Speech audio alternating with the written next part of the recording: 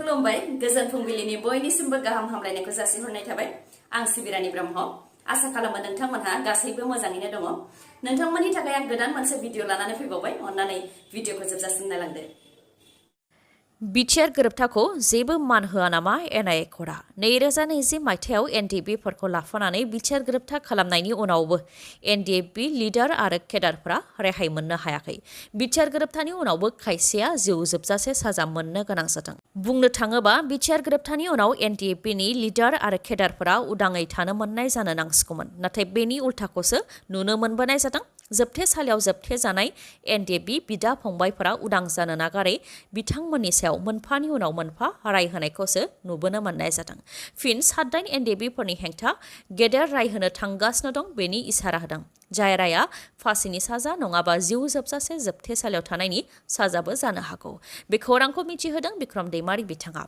फैगौ 6 अक्ट'बरनि उनाव सेन्ट्रेल जेलाव थानाय गासै 7 एनडिएफबि केडारफोरनि हेंथा गेदेर राय होनो थांगासिनो दं आरो बे राया फासिनि साजा नङाबा जिउ जोबजासे साजाबो जानो हागौ बे खौरांखौ एनआइए कर्टनि उकिल कनकन कलिताया मिथिहोदों होननानै फोरमायथिदों बिक्रम दैमारिया बिश्वनाथ सारियालिनि केसनि सायाव बेनि फोरमानखौ लानानै 6 अक्ट'बरनि उनाव जोबोद गोख्रैथिजों बिसारा जागोन आरो बे फिथाइया गाज्रि ओंखारगोन जाय बर' हारिनि थाखाय दुखुनांथाव जागोन होननानै उकिल कनकन कलिताया मिथिहोदों होननानै फोरमायथिदों बिक्रम दैमारिया थांनाय 2 जुनाव आसाम सरकार आरो बिटिसि सरकारनि गेजेराव मिटिं जादोंमोन जेराव एनडिएफबिफोरनि केसखौ बोखारनो थाखाय एनआइए कर्टनिसिम सोरखारनि फारसेनिफ्राय लिरनायनि गेजेरजों खावलाय हरगोन होननानै सावरायनायनि फारिलाइ अदेबानि माइनट्सआव लिरनाय दंमोन नाथाय दिनैसिमबो सोरखारनि फारसेनिफ्राय एनडिएफबिनि केसखौ रेहाय होनो थाखाय एनआइए कर्टनिसिम जेबो लिरनानै दैथायहराखै जुदि सोरखारनिफ्राय लिरनायनि गेजेरजों जेबो पजिटिभ बा ग्रीन सिगनेल मोनाब्ला अक्ट'बर दानाव 7 एनडिएफबिनि सायाव बिजिरनाया गाज्रि जागोन होननानै उकिल कनकन कलिताया मिथिहोदों होननानै फोरमायथिदों बिक्रम दैमारिया लोगोसे बिक्रम दैमारिया बुंथिबावदों दि जायफोर दिनैनि सानाव एनडिएफबिनि केसनि थाखाय जों नांगासिनो दं होननानै बुंगासिनो गुबैयै एबसुनि गाहाय दिपेन बर' बिथांनो कल आरो मेसेजबो हरनाय जादोंमोन नाथाय दिपेन बर' बिथाङा फनखौ दानहरदों जानो हागौ बिथाङा बबेयावबा मुखुबाव दंमोन आरो फनखौ हरफिनगोन होननानै सानो होननानै फोरमायथियो बिक्रम दैमारिया सोरखारा जुदि मोजां खामानि मावोबा सोरखारखौ बाख्नायगोन नाथाय बेखौ रिजाल्टआसो खिथागोन अदेबानि एनडिएफबिफोरनि सायाव मा राय होयो बेसो फोरमायगोन होननानै बुंथियो बिक्रम दैमारिया 2024 मायथाइनि मेट्रिक आनजादाव जिरायनो थाखाय फरायसाफोरा दानिया 2200 रां होनो नांसिगोन बेनि मादाव एग्जामिनेशन फिसा 700 रां प्रेक्टिकेल आनजादनि थाखाय 150 रां आनजाद मिरुनि थाखाय 350 रां आरो एनुवेल रिकगनिशन फिसनि थाखाय 1000 रां गासै 2200 रां होनो नांगोन नाथाय माखासे फरायसाफोर जायफोर सोरखारि बा प्रभिन्सियेलाइज्ड आरो रिकगनाइज्ड भेन्सार फरायसालियाव फरायनाय फरायसा जायफोर 2021 आरो 2022 मायथाइयाव थाखो 9आव रेजिस्टार खालामनाय जायनि नखरनि इनकामआ बोसोराव 2 लाख रांनि गोबां नङा बा 2 लाख रांनि खम जायोबा बिथांमोनहा मेट्रिक आनजादाव जिरायनो थाखाय बे 2200 रांखौ होनो गोनां जानाय नङा मेट्रिक आनजादखौ लानानै सेबाया नटिस फोसावदों सेबाया नटिस फोसावनायनि बायदिब्ला सेथियाव दङ गुबुन फरायसालियाव फरायनाय फरायसाफोरनि मुंखौ गुबुन फरायसालियाव रेजिस्टार खालामनायखौ सिनायनो मोन्दों जुदि बैफोरबायदि फरायसानि नखरनि इनकामआ बोसोराव 2 लाख रांनि खमब्लाबो बिथांमोनहा बे 2200 रांखौ होनो नांगोन नाथाय जुदि बैफोरबायदि सोरबा फरायसाया आनजादनि रां होआलासे मेट्रिक आनजादखौ लिरोब्ला बिथांमोननि आनजादनि फिथाइखौ होनाय जानाय नङा आरो फरायसालिनि गाहायनि हेंथायैबो राहा लानाय जागोन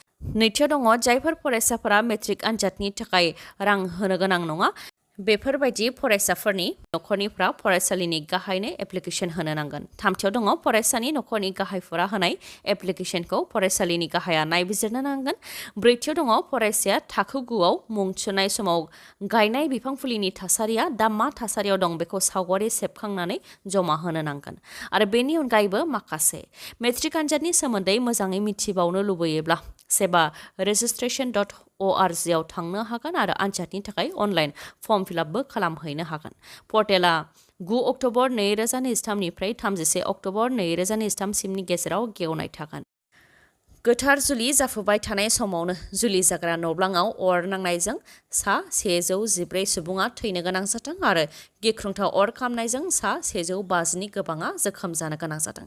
रिपर्टनि बायदिब्ला हौवा गोदान आरो हिन्जाव गोदानाबो अरजों गाज्रियैनो खामजानो गोनां जादों। इराकनि निनेवे प्रभिन्सनि हामदानियायाव जादों बे अर खामनाय जाथाया।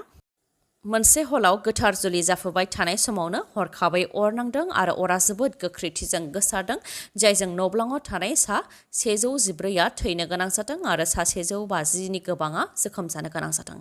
थैनाय सुबुंनि अनजिमाया बांबावनो हागौ मानोना गोबां सुबुंफोरानो अर खामनायजों गोब्राब थासारियाव जोखोम जानो गोनां जादों होननानै मिथिहोदों। अर खामनाय जाथाय जानाय लोगो लोगोनो एम्बुलेन्सआ फैनानै जोखोम जानाय सुबुंफोरखौ गुबुन गुबुन देहा फाहामसालियाव दैथायहरनायनि खामानिखौ मावदों। बे अर खामनाय जाथायनि दायनिगिरिखौ न'ब्लांनिनो बिगोमानि होनानै अजद होदों हौवा गोदाननि बिफाया। मानोना न'ब्लाङाव अर खोमोरनो हानाय बायदि जेबो राहा गैयामोन होननानै फोरमायथिदों। बेनि अनगायैबो जुलिनि समाव साजायनाय मुवा बेसादफोरा जोबोद खम बेसेननिमोन आरो मुवा बेसादफोरा अर खामग्रामोन, जायनि जाहोनाव अरा हरखाबै ब्लाव ब्लाव जोंब्लावदोंमोन होननानै फोरमायथिदों। जायनि जाहोनाव गोथार जुलिनि थाखाय साजायनाय उखुमाव अरा नांहैदोंमोन आरो उखुमा सुबुंफोरनि सायाव गोग्लैसिनदों, जायजों गोबां सुबुंफोरानो खामथारजानो गोनां जादों होननानै फोरमायथिदों। जेराव गोथार जुलियाव सा 1300नि गोबांसो आलासिफोर दंफैयोमोन होननानै फोरमायथिदों। रिपर्टनि बायदिबावबा जुलि जाग्रा न'ब्लाङाव जुलियाव गावनो थाखाय गोबां बेफ्रुग्रा मुवा बेसाद बा फोरबोआव गावग्रा बमफोरबो दंफैयोमोन, जायनि थाखाय अरा बांसिनै जोंनो खाबु मोनदों होननानैबो मिथिहोदों। गिबियाव बिटिसिनि ट्राइबेल बेल्ट एन्ड ब्लकआव आयेन बेरेखायै थानाय ट्राइबेल नङै सुबुंफोरखौ होस्रांनानै दिन्थि। जेरावनाखि बिटिसिनि ट्राइबेल बेल्ट एन्ड ब्लकआव आयेन बेरेखायै थानाय ट्राइबेल नङै सुबुंफोरखौ होखारनो थाखाय गुवाहाटि हाइकर्टनिफ्रायबो बिथोन दंखायो। नाथाय ट्राइबेलफोरनि थांनानै थानायनि मोन्थायखौ फोजोबस्रांबाय थायोबा बेनि फिथायखौ प्रमद बर'आबो मोनगोन। बे गोख्रों बिबुंथिखौ होदों अल आसाम ट्राइबेल स्टुडेन्टस इउनियननि एडभाइजार राजु देउरि बिथाङा। फोरमायथिनो गोनांदि ट्राइबेलफोरनि दैदेनगिरि राजु देउरि बिथाङा चिरां जिल्ला लावख्रिगुरियाव होस्रांजानाय बर' सुबुंफोरखौ खौरां लाहैदों।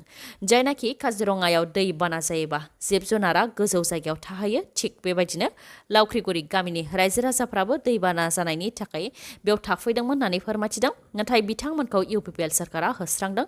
जों बर' नंगौना नङा? जुदि जों बर'ब्ला जोंनि थांनानै थानायनि मोन्थाया बहा होननानै बुंथियो राजु देउरिया। लोगोसे बुंथिबावदि बिथांमोन रायजो राजाफोरानो गाव गावनि थांनानै थानायनि मोन्थायनि थाखाय प्रमद बर'नि बड'लेण्ड आन्दलनाव मदद होबोदोंमोन। बेफोर गामिनिफ्राय प्रमद बर'आ आन्दलननि समाव थाइसे थाइनै रां खांदोंमोन, जेराव प्रमद बर'आ फरायसा आफादनि दैदेनगिरि थानाय समाव आरो हारिनि थाखाय फेरेंगाया NDFBआव थानानै सोमावसारनाय समाव रायजो राजाफोरानो बिथांमोनखौ गोबां मदद होबोदोंमोन। नाथाय बिटिआर बा बिटिसि मोनखांनायनि उनाव हरखाबै जोंखौ नासयदों आरो होस्रांदों। गुबुन हारिखौ मानो होस्राङाखै होननानै बुंथियो। लोगोसे जेरावनाखि गुवाहाटिनि सिलसाख'आव बिजेपि कंग्रेस जेबो नायालासे बयखौबो होस्रांदों, नाथाय जोंनि बिटिआरआव बिपिएफनि मददगिरि होनानै बर'फोरखौ होस्रांदों। जुदि आयेन बेरेखा दखल खालामनायफोरखौ होस्रांदोंबा गासैखौबो होखार, अब्लासो आयेननि नोजोराव समान जागोन। गोहो दंब्ला गिबियाव ट्राइबेल नङै सुबुंफोर जायफोर ट्राइबेल बेल्ट एन्ड ब्लकआव आयेन बेरेखायै दङ बिथांमोनखौ होखारनानै दिन्थि। जेरावनाखि ट्राइबेल बेल्ट एन्ड ब्लकआव आयेन बेरेखायै थानाय सुबुंफोरखौ होस्रांनो थाखाय गुवाहाटि हाइकर्टनिफ्रायबो बिथोन दंखायो होननानै बुंथियो आरो बुंथिबावदि जेराव बर' थायो बेयावनो नोंथांमोनहा राजा। मानोना बर'फोरासो बर'लेण्डनि थाखाय थै होदों। बर'फोर गैयाब्लानो बिपिएफ इउपिपिएल बा बिटिआरआबो थानाय नङा। नाथाय नोंथांमोननि कम्पानिया बर'फोरनि थाखाय मोजांनि खामानि मावाखै होननानैबो बुंथियो राजु देउरिया। जुदि बिथांमोननो बान्दो माथावरि बायदि बानायनानै होनायमोनब्ला बिथांमोन रायजो राजाफ्रा हा आवग्रिनानै थाहैनाय नङामोन। बेयो सोरखारनिनो फैमाल होननानै बुंथियो राजु देउरिया। मणिपुर रायजोआव सानै फरायसाफोरखौ फिन बुथारनायनि उनाव रायजोआव दावराव दावसि। थासारिखौ सामलायनो थाखाय फरायसालिखौ बन्द फोसावबाय। इन्टारनेट बन्द खालामथ'नायनि उनाव दा फरायसालिखौ 29 सेप्तेम्बरसिम बन्द फोसावबाय सोरखारा। मणिपुराव सानै फरायसाफोरखौ हाथियार लाग्रा आफादफोरा गावथारनायनि उनाव मणिपुर रायजोआव फिन अर जोंदों। दाब दाब जायगायाव रोजा रोजा फरायसाफोरा सोमावसारदों। फरायसाफोरनि थुबुरखौ सिफायनो थाखाय पुलिसफोराबो लावथि सिबनो गोनां जादों आरो टियार गेस होनो गोनां जादों, जायजों गोबां फरायसाफ्रा जोखोम जानोबो गोनां जादों। थासारिखौ सामलायनो थाखायनो मणिपुर रायजोआव इन्टारनेट बन्द खालामदोंमोन, दा फरायसालिखौबो बन्द फोसावबाय। बेनि अनगायैबो रागा जोंनाय सुबुंफोरा बिजेपि मण्डल अफिसखौबो अर सावनानै होदों। मणिपुरनि थौबल जिल्लायाव बिजेपिनि मण्डल अफिसखौ गाग्लोबनाय जाथाया बेयो गिबि खेब नङा। थौबल जिल्लानि बिजेपि मण्डल अफिसखौ सावनायनि सिगांबो खेबथामै बिजेपि मण्डल मावख'खौ रागा जोंनाय सुबुंफोरा गाग्लोबदोंमोन, जेराव दरजा, गेट, खोरखि बायदिफोरखौ बुफाय बुसि खालामनायजों लोगोसे मावख'नि लांगोनायाव थानाय एसइउभि गारि आरो माखासे मटरसाइकेल बायदि मुवा बेसादफोरखौबो सावनानै सिलिंखार खालामदोंमोन। फोरमायथिनो गोनांदि थैनाय सानै फरायसाफोरनि मादाव सासे हिन्जावसामोन आरो सासे हौवासा फरायसामोन। फोरमायथिबावनाय बादिब्ला कचिं क्लास जोबनायनि उनाव केटिएम बाइकजों थांदोंमोन। सीसीटीवीआव नुजाथिनाय बादिब्ला कुकी आरो मिथिहारिफोरनि गेजेराव दावराव जानाय गुबै जायगा चुराचानपुर फारसे थांदोंमोन। बेनिफ्रायनो गोमानानै दंमोन सानै फरायसाफोरा, नाथाय बिथांमोन सानैनि गोथै देहाखौ मोननाय जाबाय आरो सानै फरायसाफोरनि उनथिंजाय हाथियार लानाय सानै सुबुं गसंनानै थानायखौ नुनो मोननाय जादों। बे सावगारिया समाज बिजोङाव गोसारनायनि उनावनो कुकी हारिनि हाथियार लानाय आफादनि आखाइ दंखौ हमदांनो हानानै ओनसोलाव दुंहाव थासारि सोमजिदों। जाय दुंहाव थासारिया दाफिन बांनायनिफ्राय बांफिननो हमदों, बेनिखायनो फरायसालिफोरखौबो बन्द फोसावबाय मणिपुर रायजोआव। जोंनि फरायसाफोरखौ जों आइएस आइपिएसनि थाखाय दैथायहरदों। बिपिएफनि समाव बेबायदि हायाखैमोन। जोंनि सोरखारनि समाव जों बिटिसिनि मोनब्रैजि बियाबाव मुंख्लं सुजित नार्जारिनि मुङाव अडिटोरियाम लुनो थांगासिनो दङ। बिपिएफनि समाव बिदि खामानि मावनो हायाखैमोन होननानै बिपिएफनि सायाव गाग्लोबदों प्रमद बर' बिथाङा। दासान्दि फैगौ लकसभा बिसायख'थिखौ नोजोर होनानै बिटिआरआव इउपिपिएल आरो बिपिएफनि दैदेनगिरिफोरनि गेजेराव दान्थे बिदान्थे बिसायख'थिनि गुदुं बार बारनायखौ नुनो मोननाय जादों।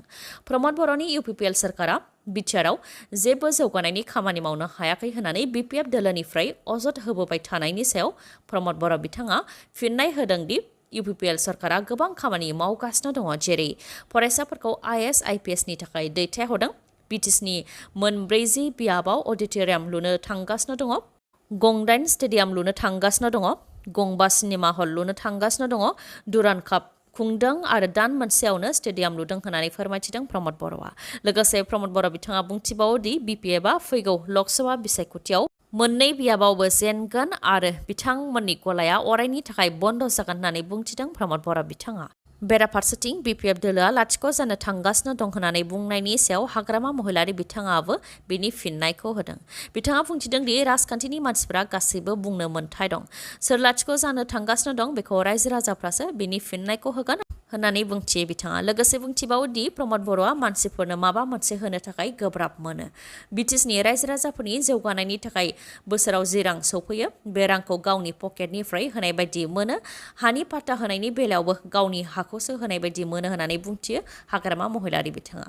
लोगोसे बुंथिबावोदि जौगानायनि बेलायाव प्रमद बर'आ गाव लुनाय गोदान देहा फाहामसालि आरो गाव लुनाय गोदान लामा दिन्थिथों होननानैबो बुंथियो।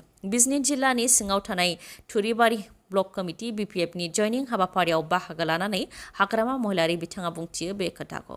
बेनि अनगायैबो बिथाङा फोरमायथिबावदोंदि बे जयनिं हाबाफारियाव इउपिपिएल, बिजेपि आरो गुबुन गुबुन राजखान्थि दोलोनि गासै 2700नि गोबाङा बिपिएफ दोलोआव हाबफैदों होननानै फोरमायथियो हाग्रामा महिलारिया। फुजानि स्पेशल अफार। नोंथाङा गोदान मटर साइकेल बा स्कुटि बायनायनि थांखि दंब्ला नोंथांनि थाखाय जोबोद गोजोनथाव खौरां। काजलगावआव थानाय एमएमएच अट' हन्डा श'रुमा नोंथांमोननि थाखाय बाम्पार अफार लानानै फैदों। फुजानि थाखाय स्पेशल अफार होदों एमएमएच अट' हन्डा श'रुमा। अफारफोरा जाहैबाय जायखिजाया बाइक एबा स्कुटि बायोबानो नोंथाङा बेसेन नाङालासे गंनै हेलमेट मोननो हानायजों लोगोसे स्क्रेच प्राइजबो मोननो हागोन। स्क्रेच प्राइजफोरा जाहैबाय इलेक्ट्रिक केटलि अदेबानि मोब्लिबजों लोंनाय दै फुदुंग्रा आयरन, इमार्सन हिटार रड अदेबानि जायखिजाया दै गुदुं खालामग्रा, दै गुदुं लाग्रा बथल, लेडि बाइसाइकेल आरो 1000 रां केशबेक। बेफोरनि मादाव नोंथाङा मोनसे नङा मोनसेखौ मोननो हाथारगोन।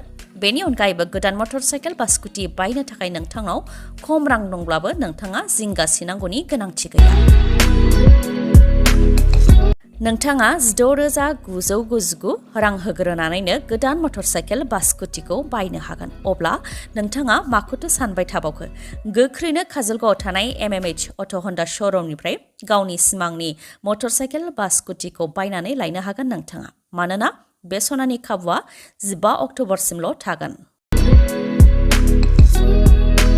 मोजाङै मिथिनो हास्थायबावोबा 8720957824 नङाबा 70 02252878 बे नाम्बाराव कन्टेक्ट खालामनो हागोन आरो सोरबाफोर एसबी बड' निउज चेनेलनि गेजेरजों माबाफोर एडभार्टाइज होनो सानदोंब्ला 7099445422 बे नाम्बाराव कल हरनो हागोन। दिनैनि भिडिअआ एसेनोसै गाबोन आरो गोदान भिडिअजों लोगो मोनफिनबावगोन। नोंथाङा दासिमबो आंनि चेनेलखौ साबस्क्राइब खालामाखैबा अन्नानै साबस्क्राइब खालामदो लोगोसे लाइक कमेन्ट आरो शेयार खालामनो दाबाव। गोजोन्थों।